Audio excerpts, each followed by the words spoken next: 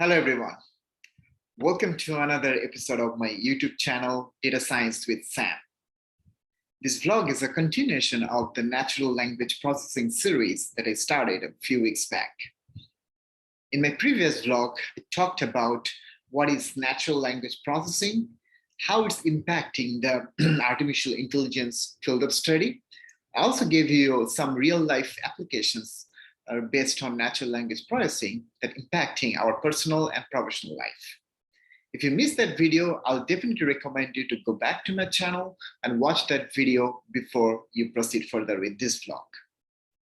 In today's vlog, I'll talk about text classification.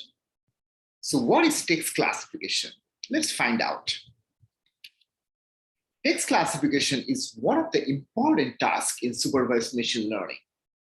It's kind of a process of assigning tags or categories to documents that are helping us to automatically and quickly organize and analyze text in an efficient manner. So in a nutshell, it's basically extracting the keywords from any paragraph or from any sentence, and those keywords or text will determine whether that particular paragraph or the text will provide any sort of underlying sentiment or not. Like, for example, like if you want to do any sort of like a spam analysis on incoming mails on your email blocks, what you can do is like you can build a text classification model that will kind of like scan through all your emails, and based on the email body or any text embedded in that emails, your NLP model will decide whether that email is a spam or not spam. So having said that, I think you got an idea about that there are so many different applications that could be built on text classification model. Like, for example, this is like a very fundamental concept of NLP, which usually lead us to any like a high level model such as like sentiment analysis. For example, like if somebody wants to like scan Netflix movie reviews and try to understand whether that movie reviews is positive or negative, then they can actually apply the text classification model to understand that the reviews are related to a positive or negative. So also, as I mentioned, that text classification could be useful to identify spams within a particular email. It can also be identified for any topic labeling or intent detection techniques as well.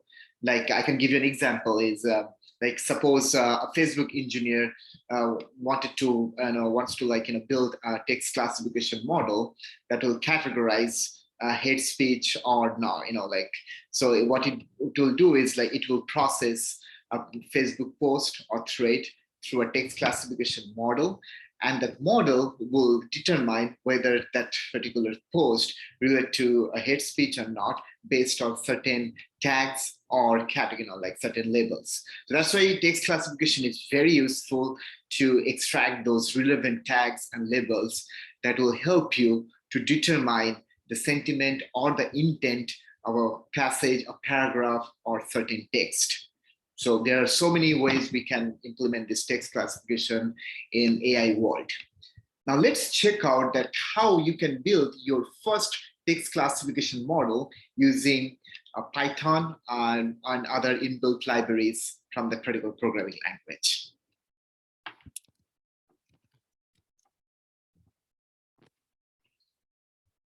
So for this text classification exercise, I'm going to show you that how you can use Python libraries and their inbuilt function to build a text classification model using logistic regression technique, and then apply that model on a disaster tweet dataset to classify whether a tweet is related to a disastrous event or it's just a non-disaster event. For this exercise, I kind of downloaded the dataset from Kaggle, a website. There is a very popular tweet, the disaster tweet dataset available on Kaggle. So I would definitely recommend you to use the dataset for your text classification exercise. So right now I'm gonna walk you through this Jupyter Notebook that I used to build that text classification model. I also shared the GitHub source code link of this Jupyter Notebook in the video caption. So please check it out. You can also find the Kaggle link from where you can download the dataset for your exercise. So let's get started with this thing. So the first thing is you actually have to import all the packages and relevant libraries that will help you to perform this exercise. So the first thing is like you need to import some Python basic library that will help you in data preprocessing and other stuff. The next thing is you need to import a package called NLTK. It's a very important Python library that will help you to pre-process the text. Because when you get the text, when you get the raw text from any data set, you need to pre-process the text for a lot of reasons. And I'll talk about that in the later section, that why, how many pre-processing techniques you can use. But the main purpose of pre-processing the text is so you can synthesize the raw data in such a way that, that it will be transformed into a numerical or vector format. And you can use that vector, synthesized vector format to feed it into that model, the text classification model, and perform prediction accordingly. So, but most of the cases when we collect the raw data, it's not really compatible with the model. So you have to synthesize that text as a part of preprocessing technique. And this important Python library, NLTK, is being used for preprocessing technique in NLP world. So after that, you also have to, import some inbuilt Python functions from scikit-learn package, which will help you to build the text classification model using logistic regression. For this exercise, as I mentioned, I'm just going to show you how we can build a model using logistic regression technique. But in the later vlogs, I'll show you that how many other models that you can use for the same text classification exercise. So I'm going to import the packages first. So after I get done with that, the next step is to load the data. As I mentioned that I downloaded a data set from Kaggle website. This is a very famous data set that we call it as a disaster tweet data set. And it contains a lot of text comprised of different keywords, which will denote whether it's a tweet related to disaster or not. So for this, so if you download the dataset from Kaggle, you would find that the dataset already comprised of 80% trained dataset and 20% test dataset.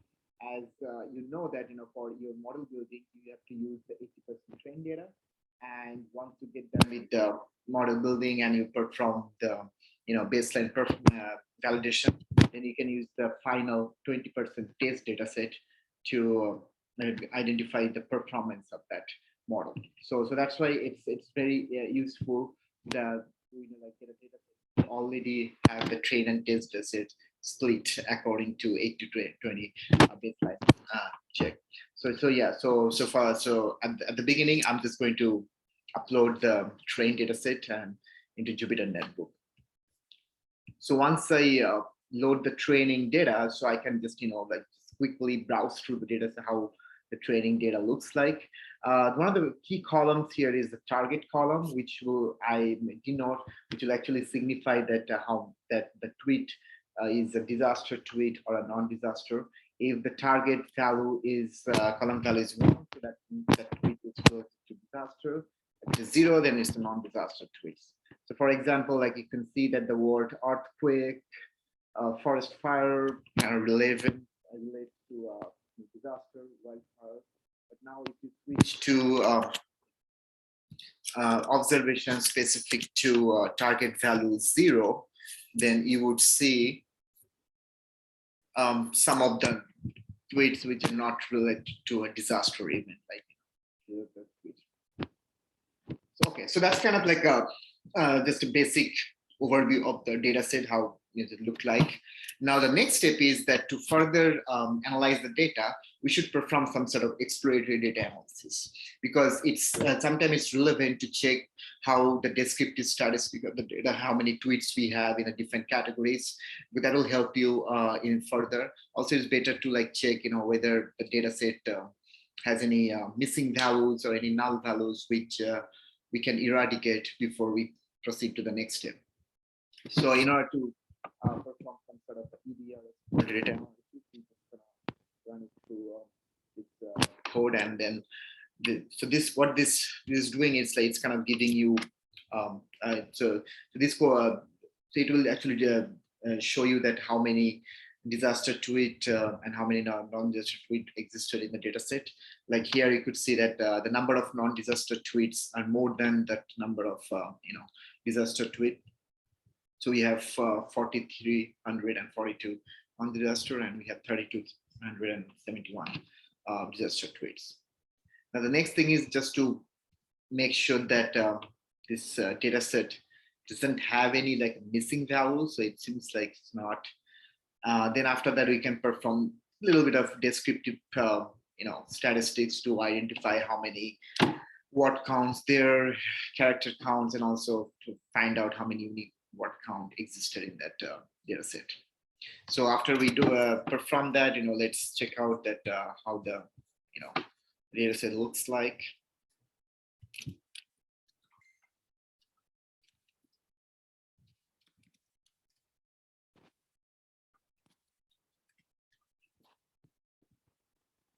Okay, so if you see that, here, you can literally find that the word count for this particular tweet is 13. The character count is 69, because it's counting each letter of the particular sentence. And then the unique word count is 13. So, okay, so that means all the words are unique to each other. So there is no redundant words, existed in the particular tweets. So the next thing is, to find out, how many of these disaster and non-disaster tweets have, frequency of words. Okay, so like if you just run it again, so you can see that the majority of the non-disaster tweets have kind of more than 15, 10, more than 10 words. Okay, so you could see a huge volume of like a word count here. But in case of disaster tweet, you won't see, the pattern where we could see like most of the disaster tweets contain like more than 10 words. But here, the non-disaster tweets actually have a lot of words in general. So that's kind of like conclude the EDA part, the exploratory data analysis part. Now let's move to the next phase, which is a very important phase. We call it as a text preprocessing stage. So as a part of this text preprocessing stage, what you do is like we literally synthesize the data in such a in such a way that we will remove the punctuation, we remove some certain ASCII characters, URLs, or certain numbers from the text, because those characters are not contributing to the intent of that text, right? Like if you pass those punctuations or those like jump characters to your model, it will not make any difference, okay, because model won't be able to understand those characters. So it's better to perform that sanity check and remove those punctuation, and also just convert all the letters to lowercase. So we actually have a consistency, okay? Because if you have like a camel case, or if you have like a combination of uppercase and lowercase characters in a particular sentence, sometimes that creates a problem when you convert the text into a tokenized or a vectorized format before you feed that into a model. So because of so in order to meet that purpose, so we are going to pre-process the text using this particular function. Okay, as you can see, it's basically converting into lowercase. It's removing some white space, punctuation, numbers, and some other stuff. Just as a testing, just to show you how this pre-processing work. So I kind of like define a text. Okay, it's like a one-liner text, and you can see that there's so many white spaces, many characters out there that you can easily remove during pre-processing step.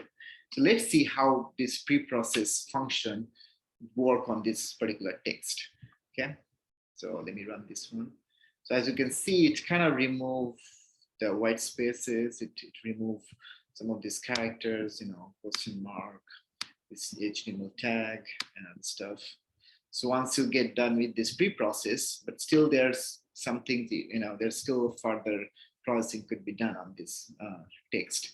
Like for example, in English vocabularies, we do have a concept called stop words. Okay, there's certain word like a, the, is, are, so this kind of like words won't contribute anything to the main intent of that message.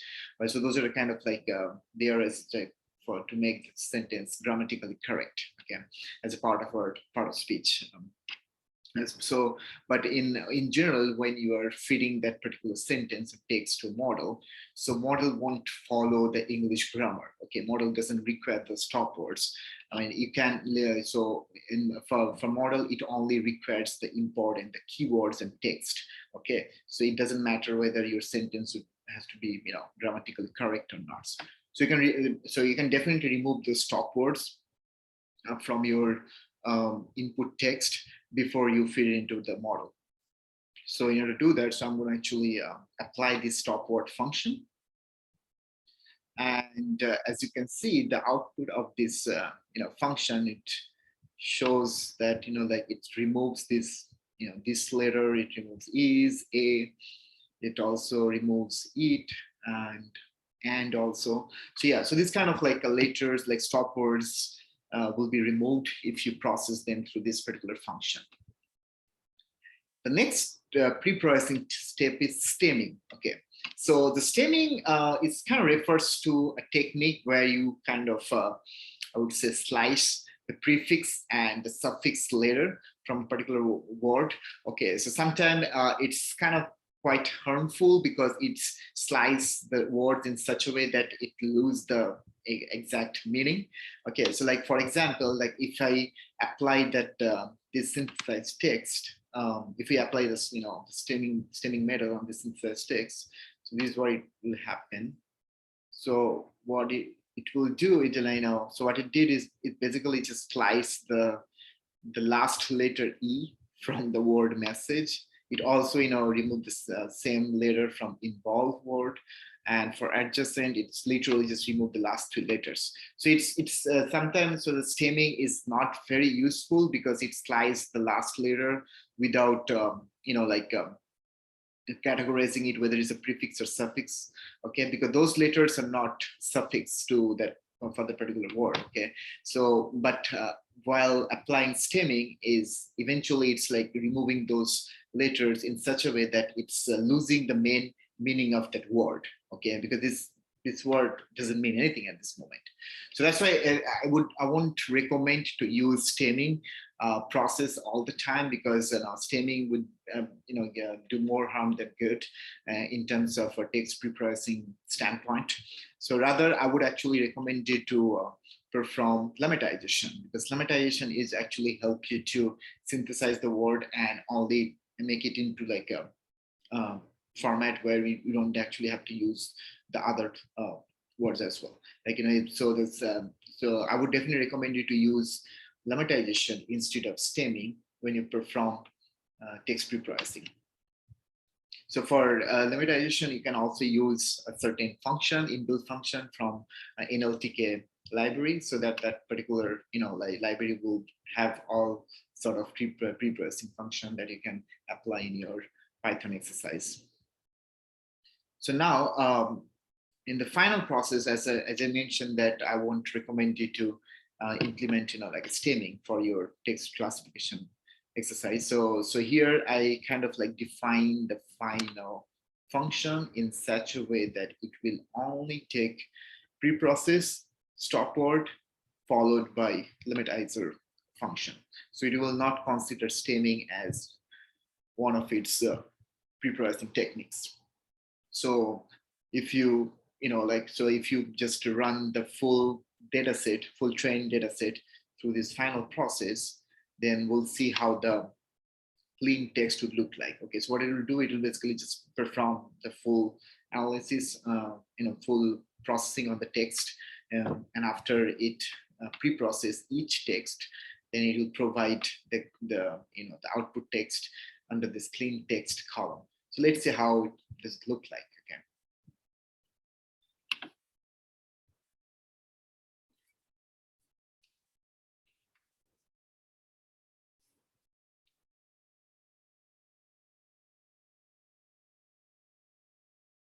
So while this particular function is being run, like let's move to the next step, because I want to give you a little bit of idea of how you can use the level data set. Like as I mentioned that for this exercise, I used 80% trained data set from Kaggle website. But now sometimes it will be helpful if you can split the trained data set into two categories. So you can actually split it into 80% train and 20% validation. Then the 20% validation data set will help you to run some baseline performance on the newly developed model. Okay, like for example, like if you are using multiple models to determine which one is the best classification model, then you can actually apply those, and you can actually use 20% validation as a baseline data set to compare the performance among all the models, and then whichever the model will give you the best performance, then you can use that model to perform the final validation on the 20% test data set. Okay, so that's one of the techniques that the very common techniques where you actually you actually create an extra validation data set to ensure that your model baseline performance are accurate, and you will pick the best model among a group of 3 or 4 models. Okay, so now it seems like this code block has executed already. So as you can see that this is the original raw text that we recently got from the Kaggle dataset. So now we kind of like ran this text through our text preprocessing, the final preprocess function, and the output looks like that, where you can see that it removes all these like stop words. It's kind of like converted each character into lowercase, remove some of the like punctuations, and it only contains the main important, I would say the important keywords that model would use to identify whether it's a disaster or non-disaster tweet.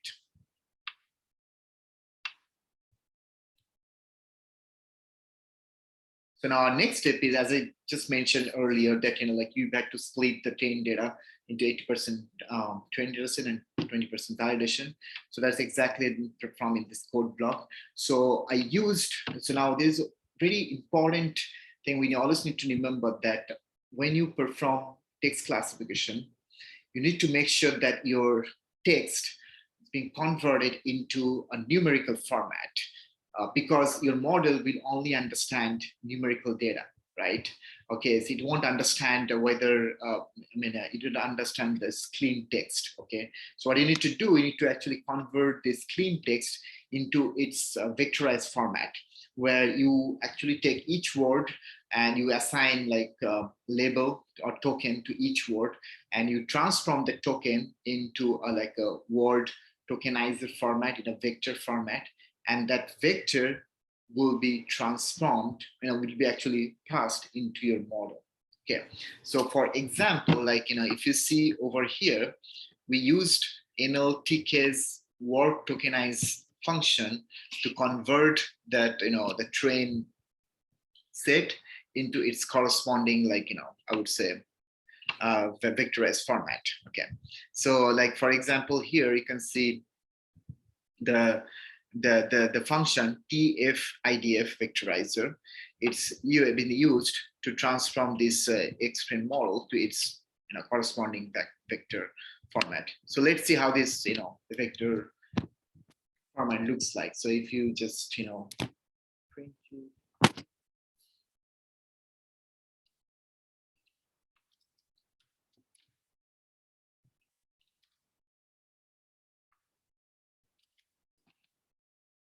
Okay, so you can see that it's kind of like giving you like a vector format of that word, where you can just literally see the train data.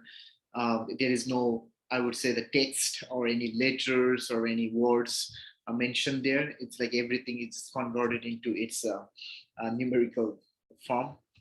So now you kind of like pass this vectorized format into your logistic regression model.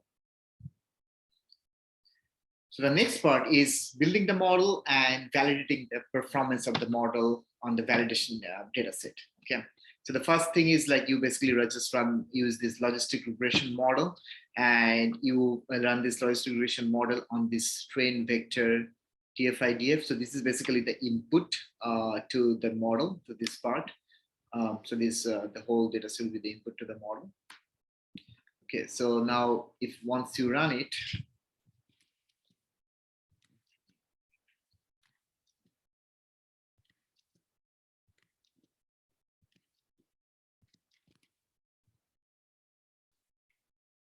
so as a part of this, what it does is basically just fit the model, and then it predict the value for test data set. Here, actually, the test means that validation data set that you extracted from the original train data set. Okay, so you basically just train the model using that 80% train data set, and then you apply that model on the validation data set. And after you get done with the validation, now your next step is to just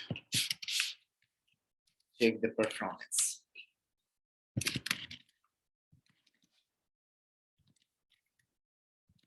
So for the performance check, one thing we can do is we can actually just build a confusion model first. Okay, so what the confusion model is doing here is that it's showing that the precision, recall, RFN score of that, the performance of the predicted value from the model versus the actual value of the tweet. Okay, so for example, like the predicted value for a certain tweet is, to suppose 1. Okay, and if the validation value is also 1, then that means there will be a true positive, okay, or true negative if it is both the values are 0. So like, for example, here, if you see the confusion matrix, so our model was able to, accurately identify 730 tweets as true negative, means, it means the model was able to determine the 730 tweets are non-disaster tweets, and the actual value is also non-disaster. So it was able to accurately define them. And the same with the true positive is 463. So that means 463 tweets being identified as disaster tweets. And those tweets are kind of, the predicted value match with the original value as well. However, there are more than 300 tweets misclassified by the model. Okay, so there is still a lot of scope of improvement. So in so many cases, people might consider that the improving that text preprocessing step, to synthesize data in more granular format. So model would be able to distinguish which keyword and convert them into their proper vectorized format. So that will help to reduce the misclassification labels. Or sometimes, like you can use different models. With logistic regression is like a very basic model in the sense of building a text classification model. There are so many superior models, so they're in the market. Like you can use word2vec or naive bias. Those models might give you better performance. So we'll talk about that in our next vlog. I'll show you how we can implement those models in your test classification exercise. So yeah, so there's still the models, text models are evolving and getting better. So you can use any other models to check if that will improve the performance, or that will reduce the misclassification labels. Now, once you get done with this thing, the final step would be just consider, okay, I'm just going to use logistic regression, and you're not going to compare the logistic regression model performance with that of any other models. So in that case, you just use the same logistic regression model to validate the final 20% test data set. So for that, what I'm going to do is just I just load the text data and then just run it against the logistic regression model, and the model will calculate the prediction probability, and also it will provide predicted label specific to model. So once you get that, and then you just provide an output, and you can then compare whether model was able to identify the tweets correctly or not based on 20% test data set. So let's keep it running for few seconds, and then you can see how the data looks like.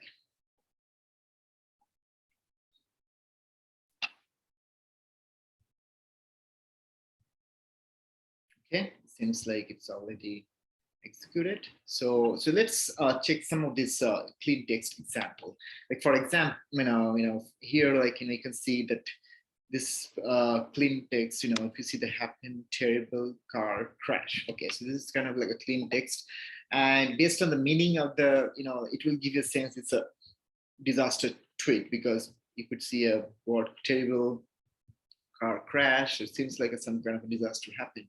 So we could tell that the model was able to accurately predict the sentiment of the tweet, that it was able to predict it as a disaster tweet. Similarly, in some cases like cold, no, tell, hey, just a word. It seems like model was able to just predict it as a non-disaster, because you can't say anything from one word, hey, right? So in some cases, it's possible that model won't be able to categorize the text in a certain way, because there is no such meaning coming out of the text. There's one text over here. I mean, I won't be able to read the full text, but you can see something like that. It doesn't tell you anything. In those cases, if model won't be able to determine that what is the main intent of the text, I think it will just by default it will classify it as a non-disaster tweet. But here, if you see, yeah, so that is some kind of like. But here, if you see this particular text, where you can see there's the word called HURT, hurt. So I plays. So it might be, the model kind of misclassified this tweet. Maybe it's supposed to be a disaster tweet, because it has some kind of sentiment related to somebody got hurt, ablaze. So those words being, embedded in the text. So yeah, this kind of like I guess a good example of misclassification. The model was not able to predict this, and there could be a multiple reason why it was not able to classify it properly, because maybe the sentence structure, maybe there's some other punctuations or some other junk characters we should remove from that text, so that it will help models to categorize it in a better way. So yeah, so these are some of the you find some examples in your test data set which model won't be able to predict properly. So then you can actually use those text as a reference point to improve the model further, or just try to find out what's the main reason why that particular tweets are misclassified by the model. Like maybe there's some reason why those tweets, maybe they're not in proper vectorized format, or maybe there's still a lot of text processing needs to be done on those texts before we feed them into the model. So that's kind of like a one way you can start troubleshooting those misclassified tweets and try to address them accordingly. So that's all for today. Okay, hopefully this will give you an idea of how we can build text classification model from the scratch, and how we can actually apply some of the useful Python libraries to understand or classify tweets into a certain category. In future, maybe you have to identify them in multiple categories instead of only two. But this is just a classic example of binary classification, because we just dealt with only two classes here, non-disaster and disaster. But in future, you might have to deal with the multi-classes classification as a part of your text classification exercise. So that's all for now, and in my next vlog, I'll give you an example of how we can apply other text classification model to implement similar sort of exercise, or I can give you some sort of example of how you can improve your model performance based on your previous text classification setup. So stay tuned for that. Hope you enjoyed this video. Hopefully you found this you find this video very informative for learning natural language processing, because text classification is one of the the main foundation to start working on NLP. Because if your text classification model goes wrong, so then your NLP process won't proceed further, because that's it's text classification builds the main foundation of any sort of like summary, sentiment analysis, intent detection, or topic leveling exercise. So so see you on in the next vlog, and till then, goodbye. And also, please don't forget to like and subscribe to my channel as more contents on NLP, artificial intelligence, and data science are forthcoming.